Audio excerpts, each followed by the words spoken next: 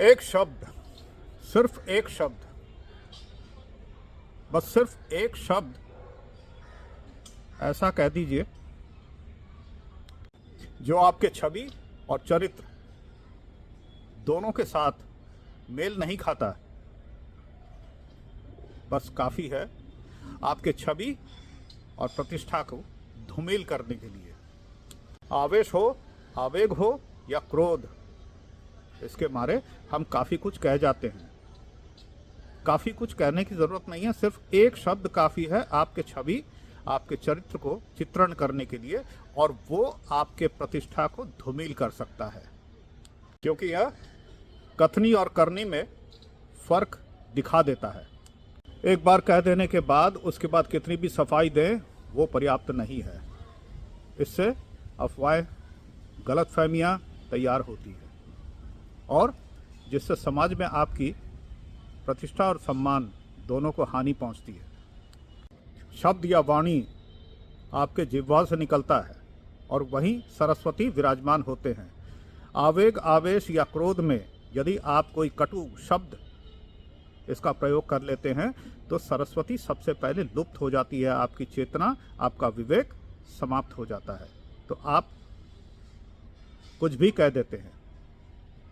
आप उस समय ज्ञान, बोध आपका समाप्त हो जाने के कारण आपको नहीं समझ में आता कि जो वाक्य आपने कहा है या जो शब्द का प्रयोग किया है उससे जिसे सुना रहे हैं आप, उसके ऊपर क्या प्रभाव होगा।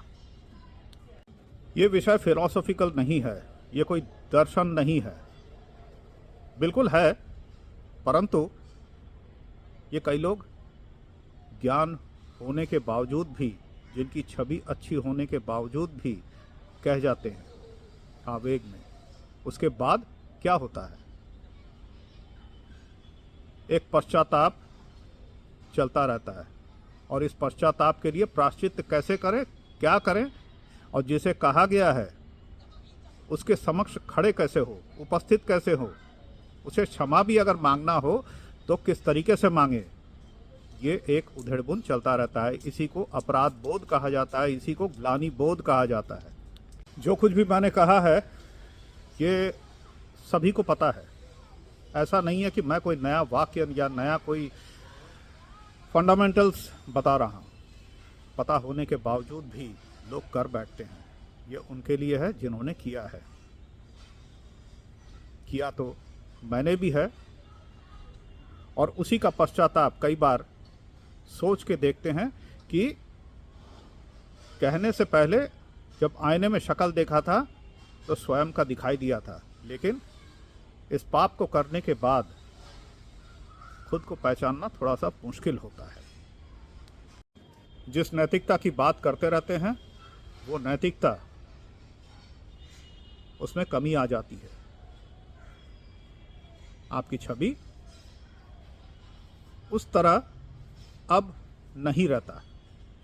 संक्षेप में यही कह सकते हैं कि एक छोटा सा शब्द किसी के लिए क्या असर कर जाएगा और आपकी छवि को किस तरीके से धूमिल कर सकता है,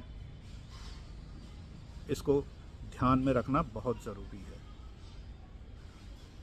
क्योंकि आप सिर उठाकर दोबारा आंखों में आग डालकर जोर से बात नहीं कर पाएंगे। Thank you very much. आप देख रहे हैं मेरे चैनल को बियॉन्ड 61। थोड़ा दर्शन का विषय है और this may be philosophical, but fact is निष्पाप कोई नहीं है। कभी न कभी हमने गलती किया है। 2025 चला गया, 2026 चल रहा है। पिछली गलतियों को सुधार कर 2026 को हम आगे देखें। Happy new year to all. Thank you very much for watching. आप देख रहे हैं मेरे चैनल को beyond 61। Thank you so much. Hare Krishna. मेरे स्वयं की तरफ से जिनके साथ भी कभी बुरा हुआ हो या मेरे तरफ से कोई गलत बात की गई हो, यदि उन्हें बुरा लगा हो, ठेस लगा हो, तो क्षमा ज़रूर चाहूँगा। और 26 को यानी 2026 को आगे इन गलतियों को सुधारने की हम कोशिश करेंगे।